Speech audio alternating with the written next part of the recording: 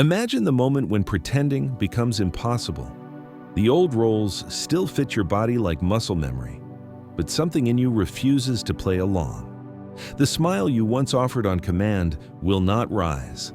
The words you used to say without thinking lodge behind your teeth. It looks from the outside like you are tired or moody. Inside, it feels like oxygen after years of stale air. You are not collapsing, you are waking. This is the quiet threshold. Carl Jung spent a lifetime mapping the slow and irreversible shift from a life organized around image and survival to a life oriented toward the self, the deep, unmanufactured core that does not ask permission to exist. Awakening in Jung's sense does not arrive as thunder or fireworks. It arrives like the turning of a season, first a chill, then a wind, then the old leaves letting go because they cannot help it. What falls away are patterns that once kept you safe and now keep you small. What remains is not an improved mask, but your actual face. At first, the shift is inconvenient. You are halfway between languages, fluent in neither. The mind wants goals, deadlines, declarations. The self wants something more radical and less dramatic, a gradual release. This is why the earliest phase of awakening often looks like quitting without deciding to quit. You discover you can no longer bend yourself into certain shapes.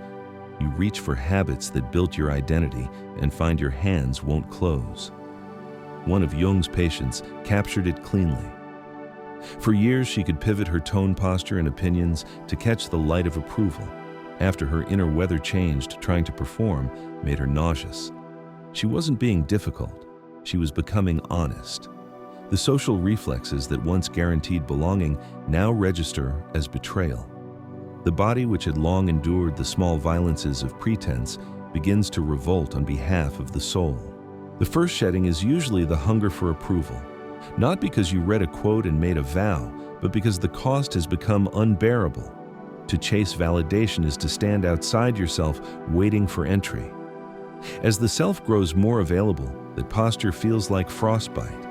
It becomes physically uncomfortable to say what will please the room when you know it is not true.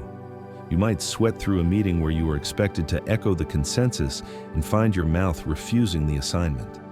You might catch your thumb hovering over the post button and feel with clarity you didn't ask for that broadcasting.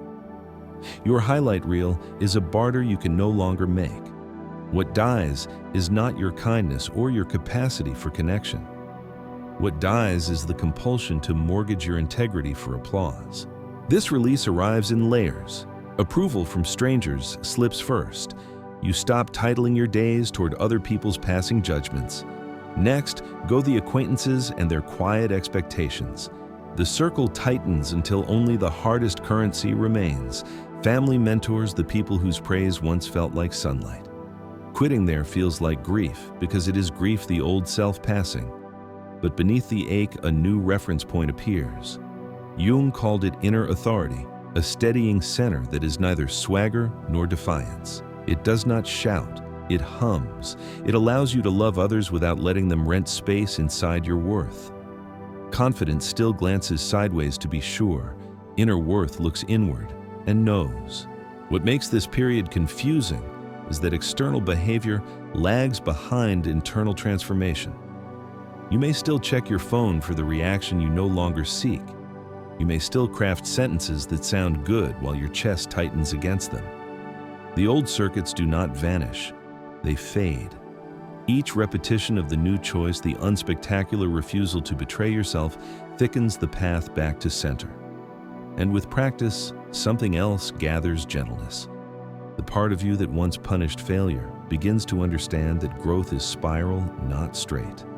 You slip, you notice, sooner you return. This is how the nervous system learns a different home.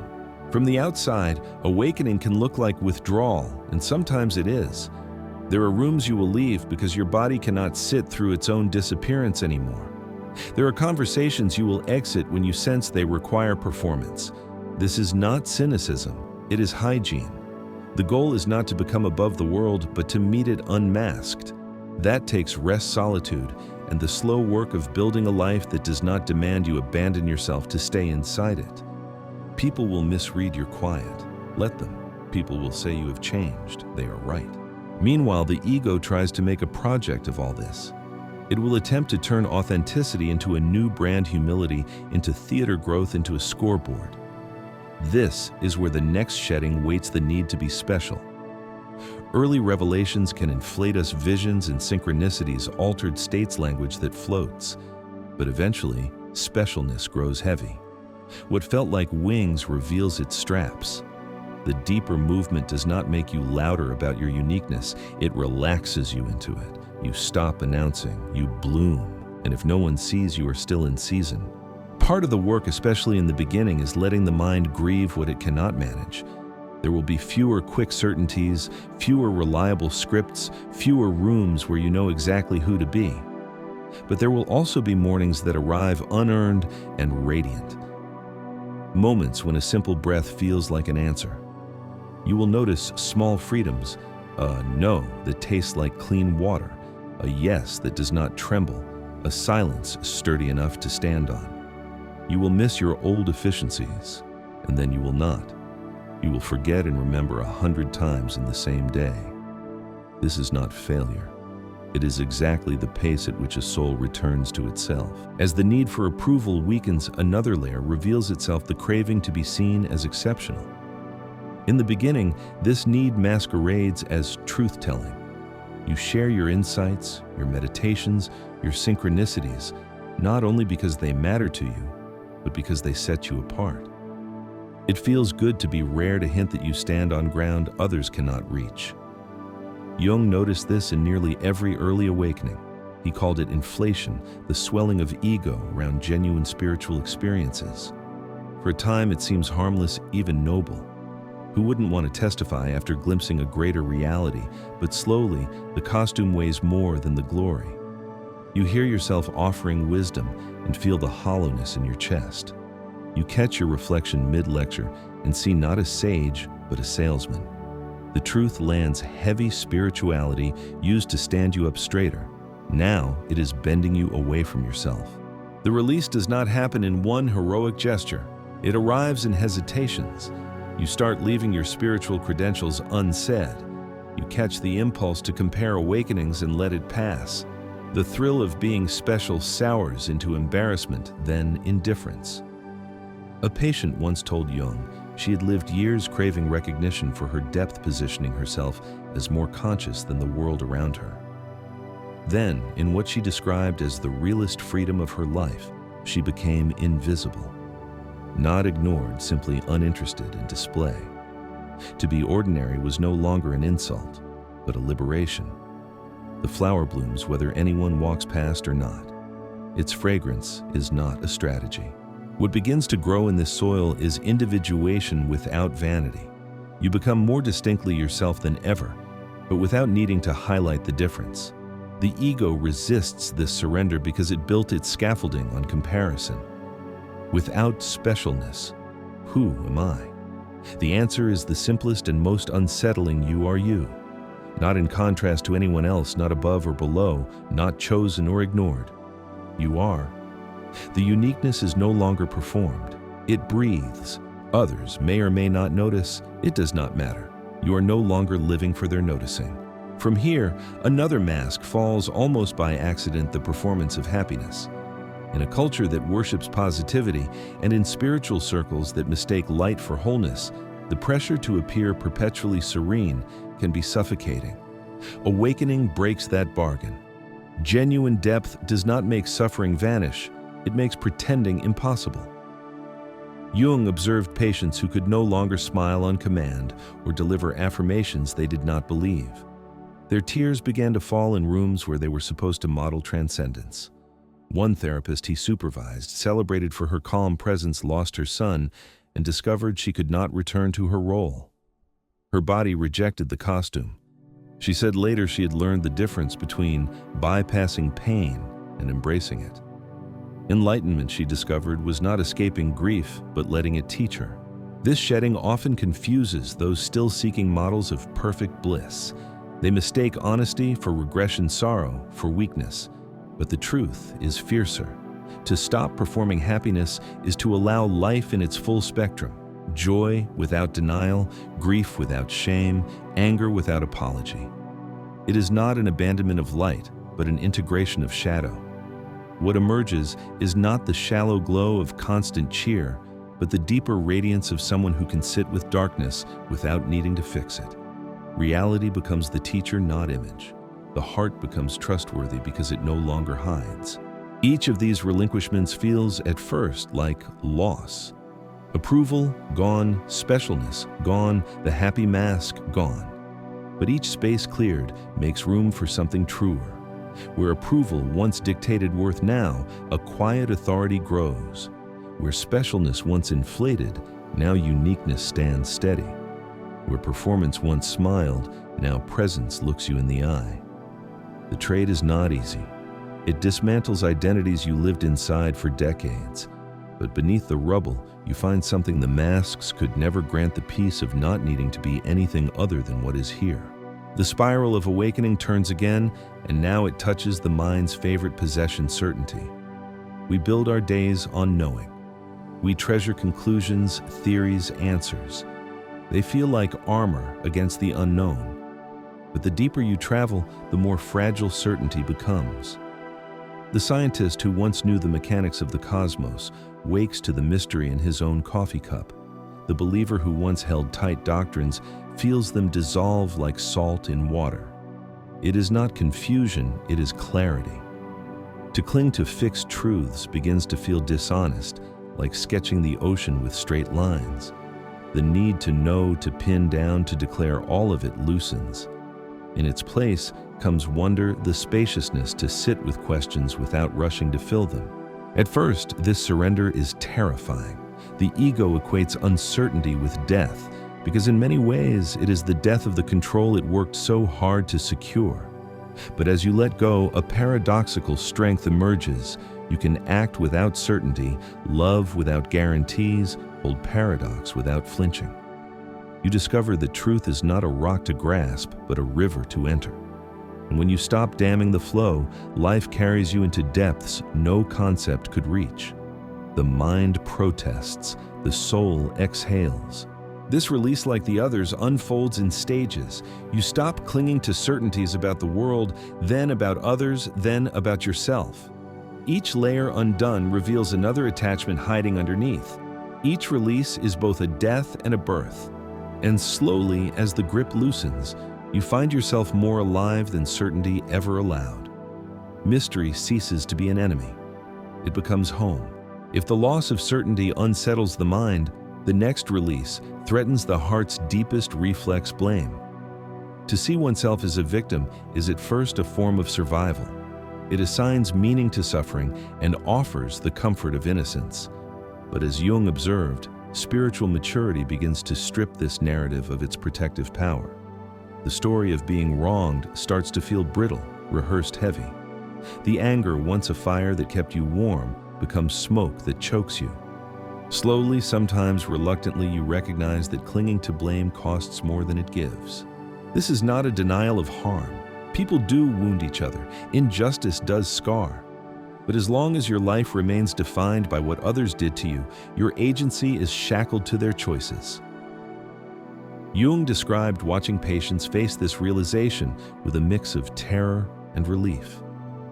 One woman who had endured betrayal after betrayal began to see the pattern not as cosmic punishment, but as an unconscious repetition she had participated in. She was not guilty of what had been done to her, yet she was responsible for how she continued to live inside those wounds. The shift was devastating and liberating at once. In releasing blame, she was not excusing her abusers. She was reclaiming her authorship. She stopped rehearsing her suffering as a performance and began inhabiting it as a teacher. The process often unfolds in stages. At first, there is rage at the unfairness, a refusal to accept that life can be so cruel. Then comes recognition. This isn't the first time, and it won't be the last unless something changes. Then, the harder layer, seeing your own hand in the script, the ways you walked into roles without noticing. From there, responsibility, uncomfortable, empowering responsibility. Finally, if the spiral continues, a transcending of the victim-perpetrator lens altogether. You begin to see everyone, including yourself, as wounded humans stumbling toward wholeness. Compassion does not erase boundaries. It simply softens the need to turn pain into identity. Forgiveness becomes less about absolving others and more about unburdening yourself. To quit blame is not to minimize suffering. It is to stop using suffering as proof of who you are. It means standing in the rawness of experience without outsourcing your power to the past. Many resist this surrender, fearing it will mean tolerating abuse or denying trauma. In reality, it makes space for clearer boundaries and more honest choices. When blame no longer anchors you, you are free to move. As the old stories loosen, another temptation creeps in spiritual bypassing. This is the ego's most subtle disguise. Instead of confronting pain directly, you dress it in spiritual language. You meditate to avoid feeling. You insist everything happens for a reason when grief threatens to split you open. You declare oneness to sidestep the difficult work of setting boundaries. Jung encountered this frequently in his analysis of devout seekers, men and women who had built impressive spiritual lives while their human lives crumbled. Enlightenment became a fortress, but inside they were lonely, angry, unresolved. Eventually, the bypass breaks down. The soul refuses to cooperate with avoidance, no matter how noble the disguise. One longtime practitioner of meditation described this collapse vividly. After decades chasing the void, he realized he had starved his relationships, numbed his body, and fled his own heart.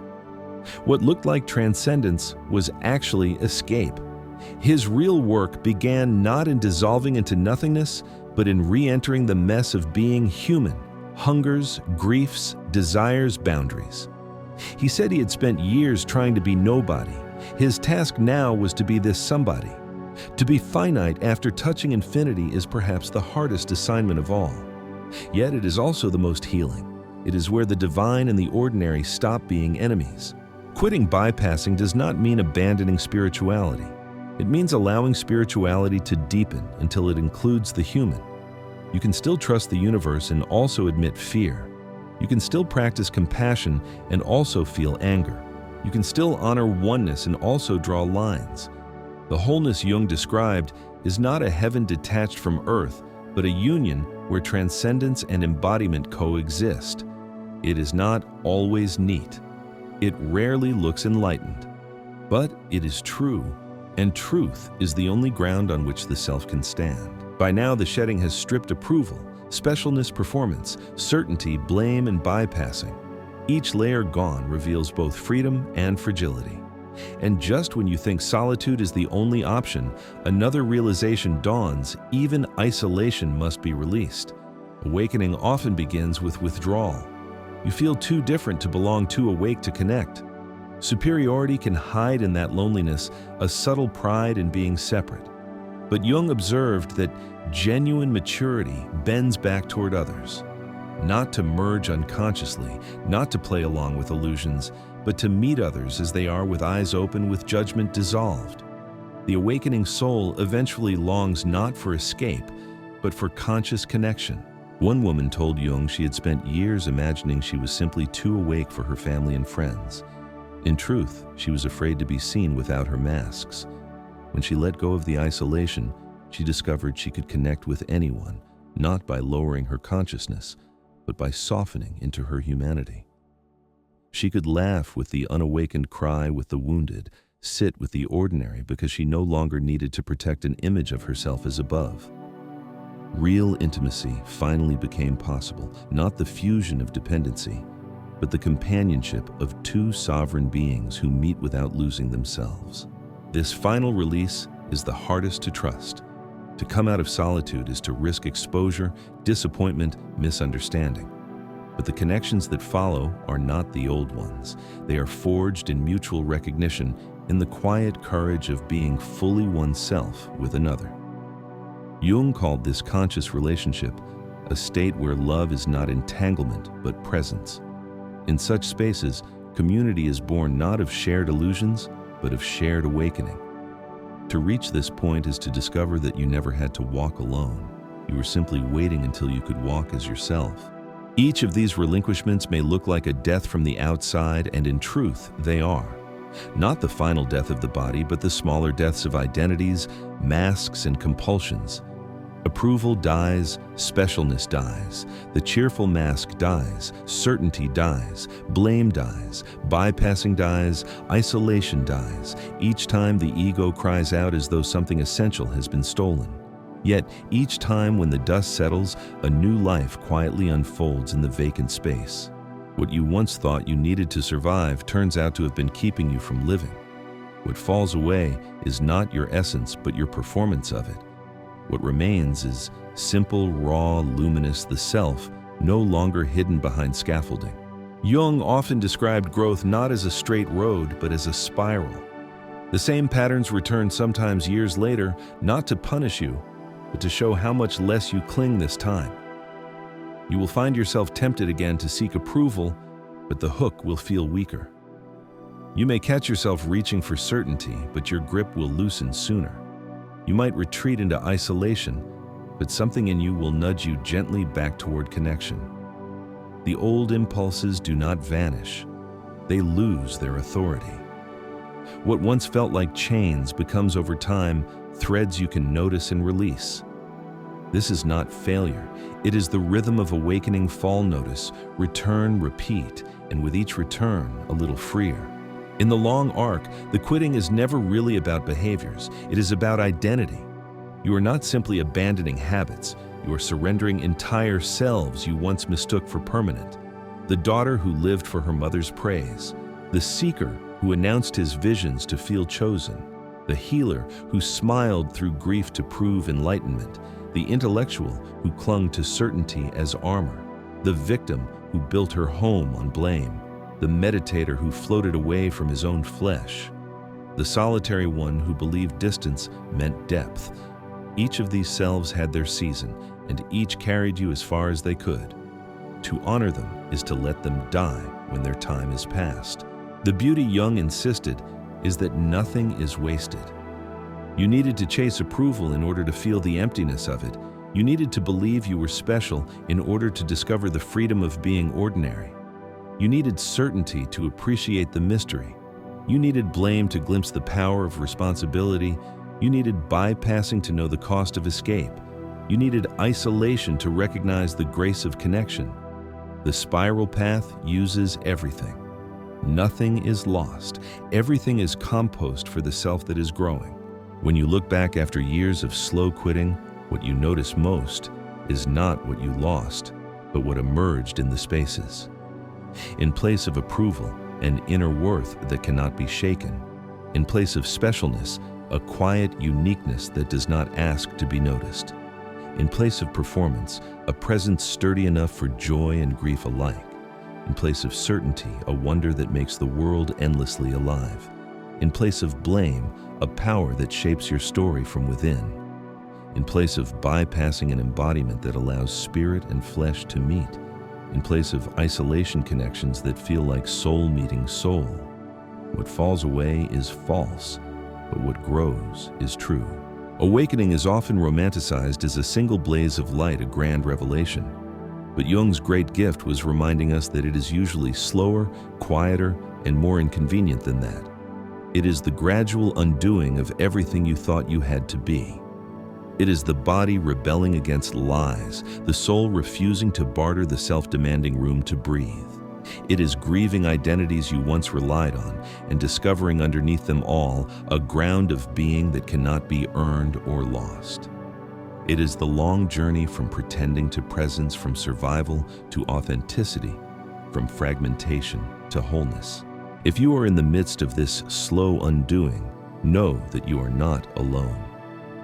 Around the world, countless souls are feeling the same, unraveling the same strange nausea in places where they once performed easily, the same relief in saying no, the same terror in letting go of certainty, the same exhaustion at being special, the same hunger for truth that cannot be bypassed. It can feel isolating, but in truth, it is the most universal of passages. Humanity itself is learning to quit what no longer serves, and you are part of that unfolding. So let the shedding happen. Notice what falls, grieve it, celebrate it, Trust that each release is making space for something more authentic to rise.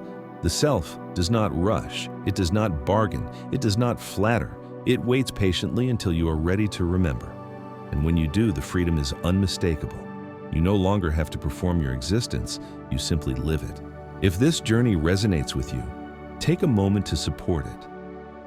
Like this video, share it with others who may be walking the same path, and subscribe to stay connected to a community of awakening souls. Your reflections in the comments may be the very words someone else needs to hear tonight. Together, we honor the spiral, the shedding, and the becoming that never ends.